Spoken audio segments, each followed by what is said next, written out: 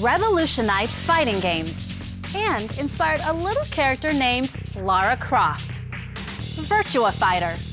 Getting punched, kicked, slapped, and slammed has never looked so good.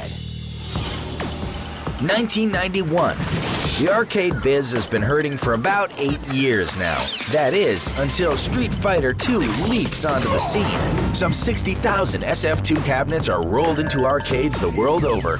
1993. 2D fighters start to saturate the market, and the gaming public demands something fresh. A third dimension. Meanwhile, over at Sega, game maker Yu Suzuki drops Virtua Racing, an F1 sim that's the first to use Sega's Model 1 arcade 3D CG board with flat shaded polygonal graphics.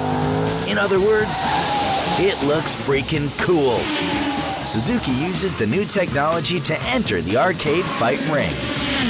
Suzuki's method, utilizing quadratic surfaces rather than standard polygons, yields a realistically stunning product, an intricate hand-to-hand fight game based on actual martial art forms.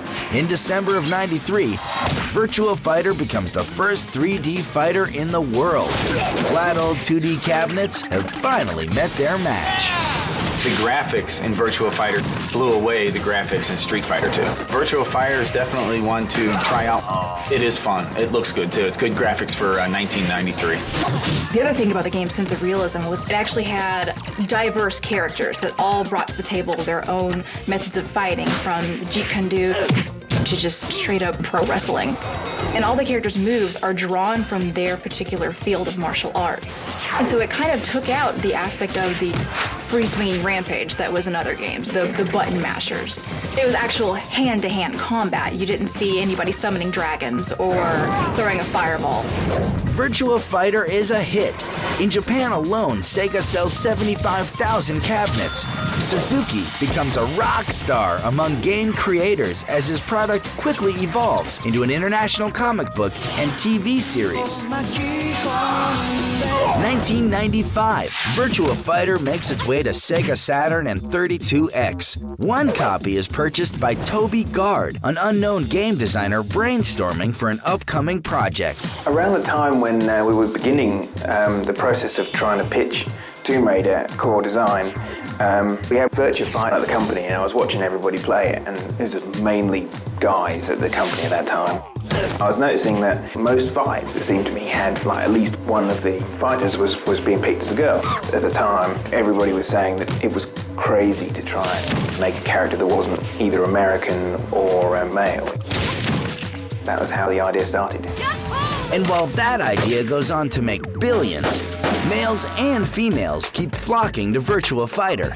In true Lara Croft fashion, the insult, "you fight like a girl," virtually takes on a whole new meaning.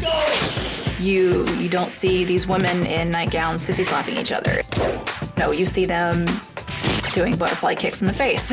I'd say the fighting games at the time, the Street Fighter, the Mortal Kombat, they had women fighters in, but kind of did fan service. You get a high kick and you kind of see a little bit of extra skin. You know, they were something to look at. They're stacked. Can I say that? Virtua Fighter didn't mess with that at all. They're fully clothed. These women are actually dressed like ninjas. They're in it to win.